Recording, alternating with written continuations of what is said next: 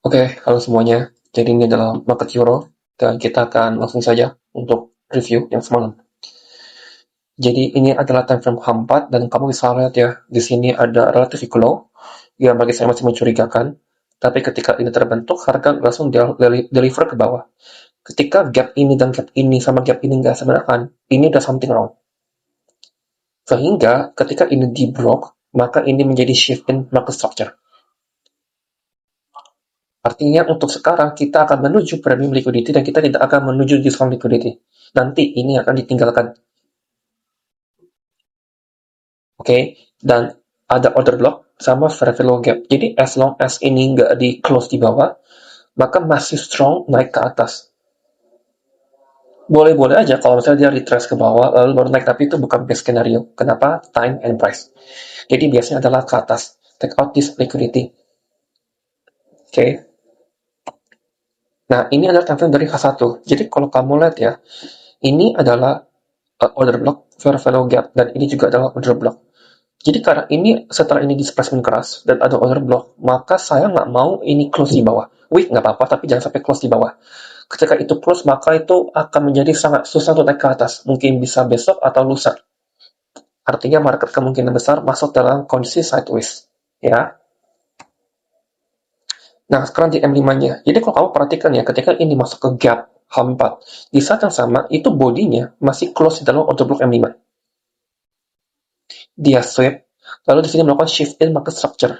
Ketika apa? Ketika London open kill zone. Kalau kamu perhatikan ya, nah ini ya, jam 7-nya itu ada sekitar di sini. Ini candle jam 7. Jadi di sini ada Asia low.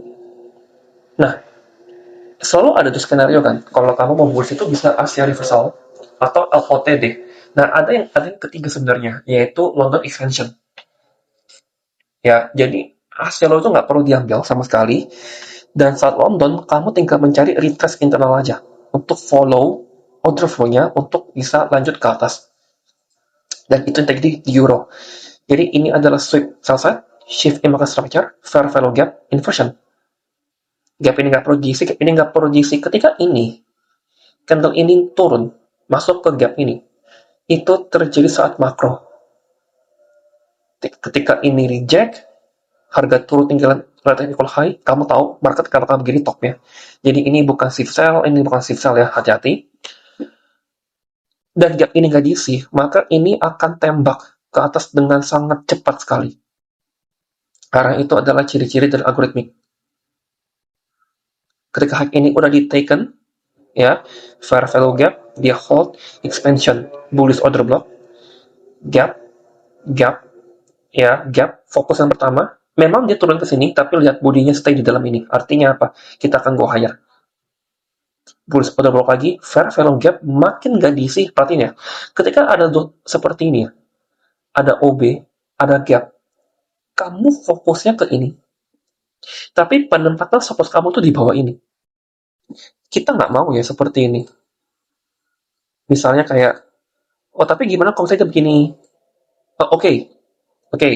Tapi gimana kalau misalnya begini? Ini not oke. Jadi skenario kedua itu yang saya nggak mau. Kenapa?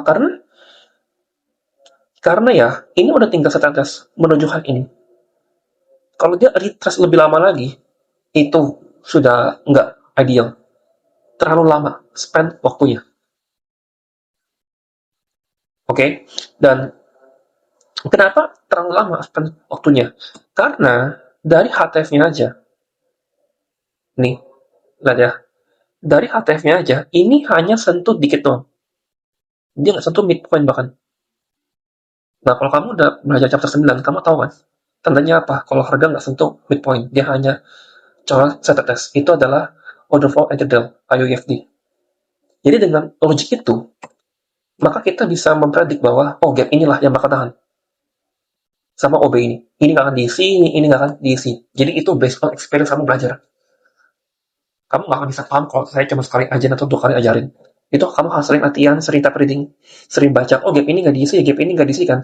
Lihat elemen price, lihat elemen time. Sumbu X, sumbu Y. Ya, lalu harga expansion ke atas. Nah, sekarang pertanyaannya adalah, oke, Kalau kita lihat ya di level ini, oke, displacement. Inilah kenapa saya bilang pentingnya kamu patuhi plan kamu. Exit selalu di liquidity. Setelah kamu exit, harga makin tinggi, itu bodo amat. Kamu jangan peduli. Nah, sekarang kamu coba pikir deh. Ya, jujur-jujuran aja. Kalau misalnya candle ini close, candle ini bunyi ya, item ini nggak ada, item ini nggak ada, item ini nggak ada. Ketika candle ini close, seberapa pede kamu bahwa itu akan gue hire? Mungkin 70-80%. Ya, dan kamu bebal. Kamu nggak mau buang posisi kamu full. Karena kamu bebal. Karena kamu mungkin, kalau buang sebagian, sisa parsial, oke. Tapi kalau benar-benar sama sekali nggak mau take profit, nggak mau apapun ya, nggak mau BEP, nggak mau apapun, intinya nggak mau di-take lah. Padahal udah kena target objektif kamu, maka plan kamu sekarang menjadi subjektif, tidak objektif lagi. Karena level objektifnya udah kena, kamu nggak mau ambil. Berarti itu ada pemikiran subjektif dalam plan kamu. Nah sekarang ketika udah begini, pasti kamu panik. Mau naik juga bingung, kayak susah. Ya, apa saya reversal ya sekarang ya? Ketika kamu panik, reversal, kamu lupa, oh ya ini ada order block. Nanti ketika harga naik ke atas, kamu kaget lagi. Jadi untuk menghilangkan ya keraguan itu, buang sifat subjektifnya. Selalu berpikir secara objektif. Bahwa oh ya udah ini kena TP, naik lebih tinggi ya udah, bodo amat. Kalau reverse yes, udah gitu loh. Tapi kamu jangan mikir lagi ya, aduh tahu gitu habis TP saya sell di sini. Iya kalau gitu nggak akan ada karakternya. Pasti kamu akan long stop di layar. Kayak begini ya, kamu ada long di sini, terus ini kena, ya harga turun kamu nyesel. Tahu gitu saya sell. Gitu ya terus. Ya, di sini tahu gitu saya sell, tahu gitu saya buy, tahu gitu saya sell, tahu gitu saya buy.